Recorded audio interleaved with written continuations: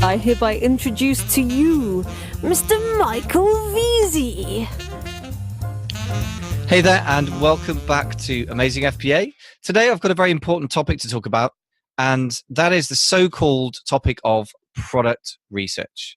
I use the term with inverted commas because I think that the entire wording of that just shoves you down the rabbit hole, but it's a wrong rabbit hole. It's never going to make you rich, and neither are keywords, and that's a bit of a clue to what I'm going to talk about.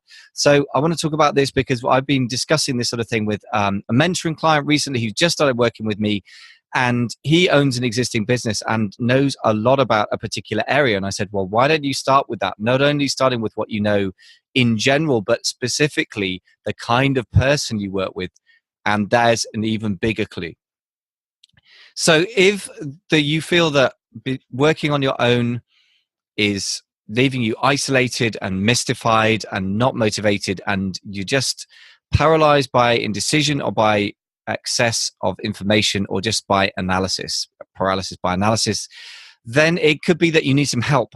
I offer help in two principal ways these days. One is through online mentoring, and the other one is face-to-face mastermind. I just want to talk about mentoring for a second because it's not cheap. I charge good money for my services, and for good reason, because if it's done with the right person, then that person is in a position to succeed because of who they are and what they've done and the sort of finances and time constraints that they have, or rather that they have enough time and enough money, then that can really shove you forward at a rate that nothing else is going to do. Famously, the return on investment for good coaching is very, very high, normally in the order of several 100%, if you've got the right coach and the right kind of person working with a coach. For that reason, I only work with a select few people. Obviously, I have very limited time, and that time is allocated only to people who I truly believe I can help. If I don't think I can help you, I will turn you away. I've had people actively offer me their money, and I've said, no, I won't work with you because I don't believe I can get your result. So that is how I operate. I hope it doesn't come across as arrogant, but I just know that it's only worth working with people who I can help. I'm not interested in taking money off people for the sake of it, and I will often be the first person to terminate a coaching relationship if I feel that it's not going to help a person. So anyway, I'm not going to go on about that, but if you want to find out more, go to amazingfba.com/mentoring, and you can find out more. And if you're serious, you can apply there in writing. You'll need to jump through a few hoops. It'll take about 5 minutes to fill the form in, and then we'll arrange a conversation if I think that you are a suitable candidate. But coming back to this point, and this point came up in mentoring, so I'm very, very connected with what my actual target wants, if you like, my target market within Amazing FBA. And so that leads me back to this whole question of product research. Why is that wrong? Well, let me just put this to you. Products will never make you money. They will always cost you money. Products won't make you money. Don't make you a penny. They cost you lots of money. Now, you might say that keyword research is the word that I'm after, or the concept I'm after. And you'd be right, but I don't think it goes far enough. Here's the thing. If you go on Amazon and you think product-centric, you'll start getting obsessed with physical widgets. And sooner or later, you'll find yourself doing what Jim Cockram from the PAC, Proven Amazon course, calls lipstick on a pig marketing, which is basically you've got 1,000 widgets from China. You've now got them in Amazon. Now what do? You start going on about how wonderful they are on the listing. You use magic words. You do some keywords research at that stage in order to shove out the widget you've got. You do aggressive launch strategies. You do aggressive Amazon pay-per-click and whatever else it takes to move the stuff, because you are driven by the fear that you are going to have a warehouse full of stuff, or a garage, if you're foolish enough to do it, FBM, that is fulfilled by merchant, full of stuff, and nobody's going to buy it. Or a phenomenon that Taki Moore, who's another very smart businessman, calls garage full, wallet empty, which I think is very funny, but it ain't funny when it's happening to you, because I've been there. We've all been there, right? The truth is, that's a foolish way of doing it. That's product-centered. Instead, I don't think keywords are enough, because behind a keyword is a person. And I think understanding a person, a type of person, a very, very specific type of person, is very important. Specifically, the person and their pain or their passion. For example, if I go on Amazon and I look for dumbbells, and I think I could sell a pair of dumbbells that looks a little bit better than the ones out there, I can ship them in a little bit cheaper and sell them.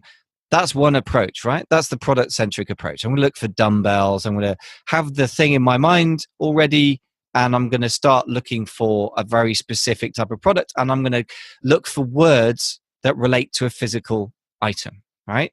That's level one, and that's, in my view, going to fail very badly this year, coming forward 2018, and in future years even worse, because that unimaginative and non-customer centric approach is something that is best served by people who are good at producing widgets and products, which is the Chinese sellers who are now all over Amazon.com and know how to produce widgets cheaply. But what they don't know very well, and what they clearly don't get, is how to speak to their market, how to understand their market.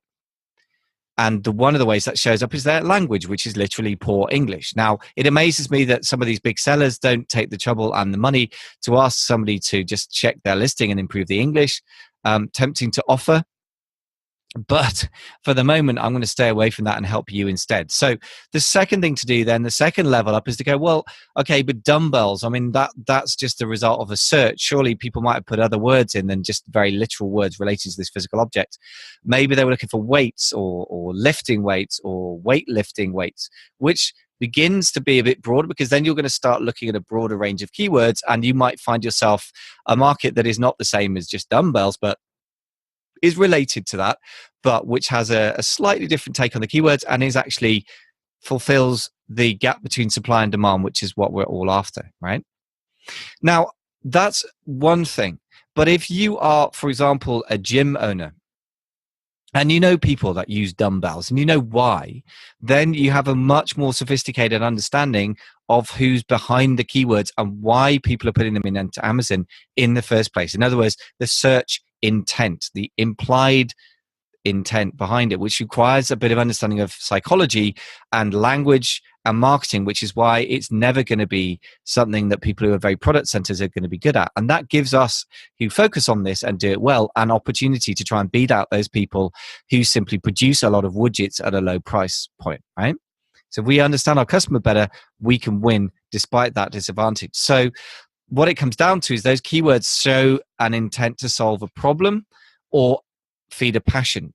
So that is very, very important to know, because that is going to affect how you sell whatever widget you're selling. For example, if somebody puts in weightlifting because they are a 38-year-old man who feels skinny and wants to look buff, that is a completely different reason from, say, a 65-year-old woman who has osteoporosis and wants to harden up her bones because she fears a medical emergency if she falls over.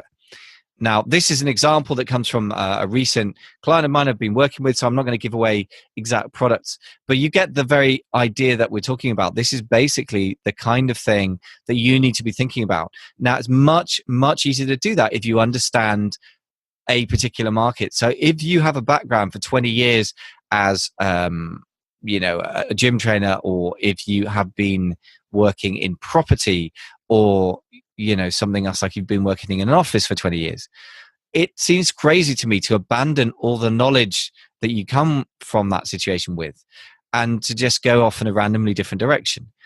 And the reason for that is because if you work in an office, to take another example, you understand the stationery ordering cycle of a big company. You understand the sort of pain that people have if you use a stapler 1,000 times a day, that it falls apart in your hand, that it doesn't staple things properly, that it isn't strong enough to get through a thick wad of paper, whatever it is. You are your target market, which is always powerful. Or you work with your target market, like in the case of the gym owner, for example. Then you know things that other people don't. So that is super smart to start with that. So, for example, if you're going to be working in the stationery niche and selling stuff there on Amazon, the first thing I would do is look at who's your target market that's going to buy lots of stuff and is not too price sensitive. Okay, somebody who buys for a medium-sized company, and I'm guessing here because I haven't really been a stationery supplier for a company, but you get the idea. They've worked for a medium-sized company, they're spending somebody else's money, and their pain is that the stuff they buy falls apart too easily. On the other hand, they have a budget, and they don't want it to be excessively expensive as much as the high-end brands, right? Immediately, that gives you a kind of clear target to aim at. You're going for, if you like, affordable premium. It needs to be robust. It's for professional use. It's for people who want good quality and are prepared to pay somewhat more for it, but don't want to pay the premium quality for the big brands like Rexel or Stapler or whatever the other big stationery brands are. Then you can start thinking about what words those people would use to shop with and the sorts of products that they would use to solve their problems. But it really starts with the person in the pain, comes to keywords, and then it shows up on Amazon in the form of keyword research, and then of course in the form of physical product listings. So if you start off your research with that sort of thing in mind, I truly believe that you're going to go much further if you follow through on that throughout the process of deciding which market you're going to go into, going for suppliers and finding what products you should sell, and then actually launching and then ongoing marketing. It's all going to be of a piece because it is serving one type of person with one type of pain. And therefore, you can gear everything to that person. And then, of course, the next layer up from that is the keywords. And indeed, you need to take a lot of notice of the keywords that people have when you're doing the marketing. But I think more importantly, you should do it when you're looking at the product selection, if you like, or the niche market you're going to go after. The product selection for people who need to deal with paper type products in offices is going to be much broader than if you just go, I'm going to sell staplers because everyone else is selling them. What if you sell a solution to putting together bits of paper?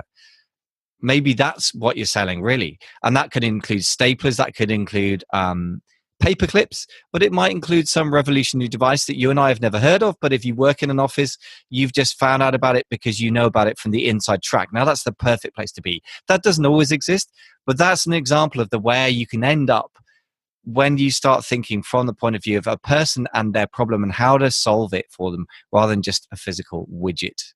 Now, if you want to know more about this sort of stuff, there are going to be a lot of discussions about this going forward, but I will be putting a little list of some examples of my thinking about this on the show notes for this episode.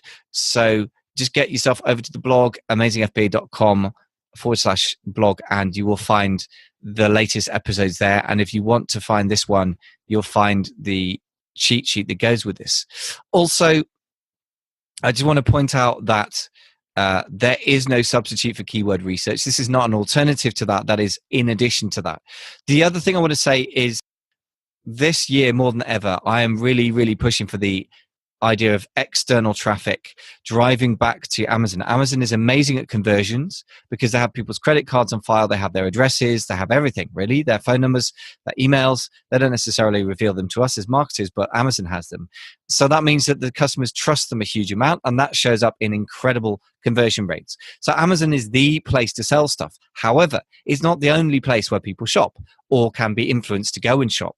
So one of the things that I'm pushing big this year, and I've already interviewed Brian Burt from Amazon Influencer Marketing course, is influencer marketing. So getting a YouTuber, somebody with a Twitter following, someone with a blog, someone with a podcast even, although that doesn't lend itself so much to products, and somebody with an Instagram account or Pinterest with plenty of engaged followers to help you sell your product. And of course, once you clarify the person and the pain, that's going to really immensely help you to use that form of marketing. Because if you sell a stapler and all you can think of is like the odd person who like maybe uses staplers, that's not a very imaginative way of finding an audience, is it? You might think of people who are passionate about stationery, or you might look for office buyers. There is probably a little niche market out there being served by a YouTuber right now that has somebody who's passionate about your kind of product. But by thinking about the person and the pain, you're automatically thinking about a collection of people, which ties in beautifully with the idea of influencer marketing. So there's another big spin-off bonus of this. So in other words, I think your whole business marketing philosophy needs to be underpinned, and I say the word marketing in the broader sense of finding a market for a product rather than sticking lipstick on a pig, as they say. So advertising in the narrower sense of marketing, but the broadest possible sense of finding a market, finding a gap between supply and demand, and stepping in there and supplying something that meets demand. That whole art is got to be underpinned by this idea of the person and the pain, or the person and the passion, and then how it's expressed on Amazon, as indeed in Google, as indeed in YouTube, which is via keywords. So hope that little rant helps you with your thinking in the new year. It's not something that you're going to get an immediate payoff from in the sense that it needs to pervade everything. But if you do this right, I honestly believe it is a completely different business model, and you are going to beat the people who are just stuck in the product-centered thinking. Thanks for listening.